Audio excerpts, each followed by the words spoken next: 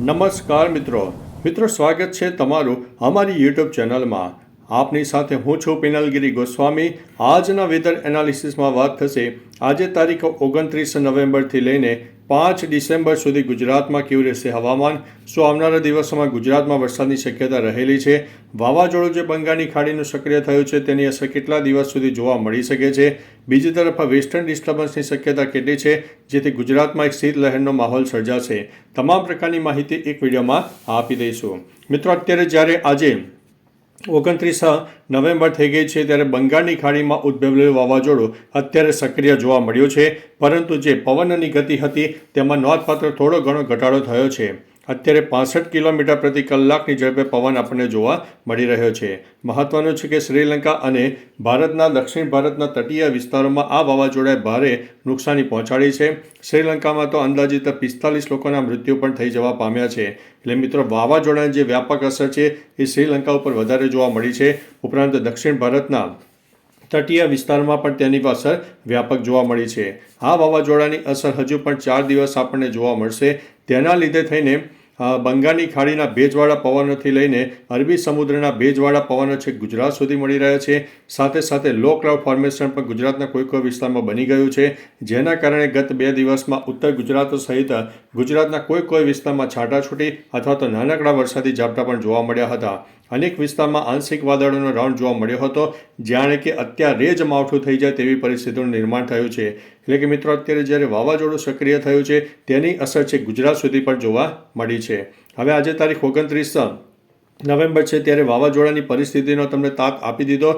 ત્યારબાદ તારીખ 30 નવેમ્બરની વાત કરીએ તો 30 નવેમ્બરે આ જે વાવાઝોડું છે ઘણું બધું નબળું પડી જશે, જેમાં 50%થી ઓછી તેની જે ડેન્સિટી છે ઘટી જવાની છે। એટલે વાવાઝોડામાં જે પવનની ગતિ કહી શકાય કે 29 નવેમ્બરના રોજ 65 કિલોમીટર જોવા મળતી હોય તો તેની જગ્યાએ હવે આપણને સીધી 30 કિલોમીટર પ્રતિ કલાકની ઝડપે જોવા મળી જશે। એટલે વાવાઝોડું 50થી લઈને 60% નબળું પડી જશે, પરંતુ તેની અસરના ભાગરૂપે થઈને હજુ પણ દક્ષિણ ભારતના અનેક જિલ્લામાં વરસાદની શક્યતા દેખાઈ રહી છે। મહત્વનું છે કે તેની અસર છે ગુજરાત સુધી જોવા મળી રહી છે, જેના વાદળછાયું વાતાવરણ અને વરસાદના રૂપમાં વરસાદી માહોલ જામ્યો છે। અત્યારે વરસાદ પડતા ખેડૂતોને વ્યાપક નુકસાન પણ થઈ રહ્યું છે। બીજી તરફ મિત્રો તારીખ 1 ડિસેમ્બરની વાત કરીએ તો 1 ડિસેમ્બરે પણ તમે જોઈ શકો છો તે પ્રમાણે દક્ષિણ ભારતના અનેક જિલ્લામાં વરસાદ રહેશે।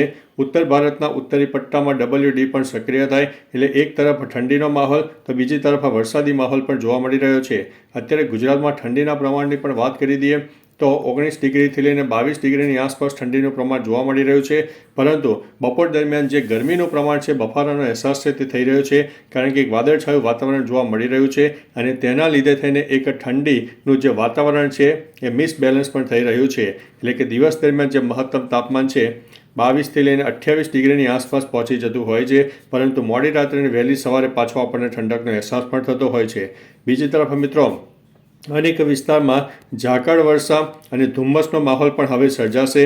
એટલે કે મિત્રો હવે ધીમે ધીમે આ જે વાવાઝોડું હટવા મળશે ત્યારે જે ઠંડીનો માહોલ છે આપણને જોવા મળનારો છે।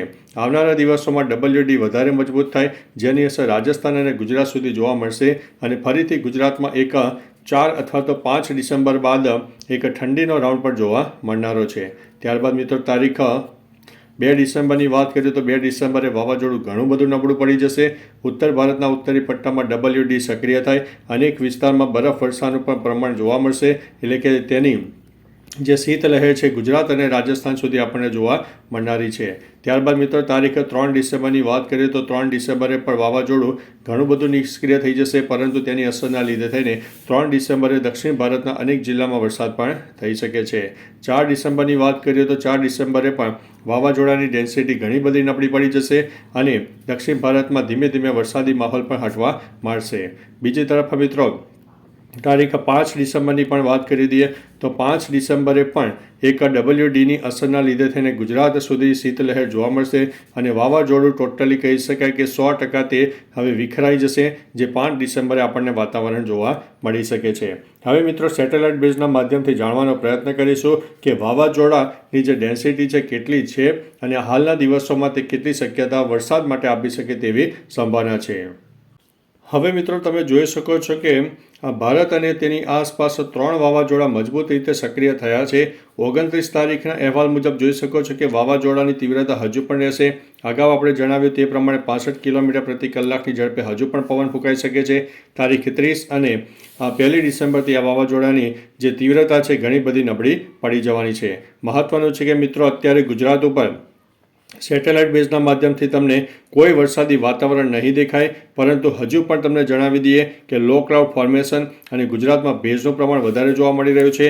હજુ પણ ગુજરાતમાં આગામી 2 થી 3 દિવસ એક વરસાદી માહોલ કોઈ જિલ્લામાં જોવા મળી શકે છે.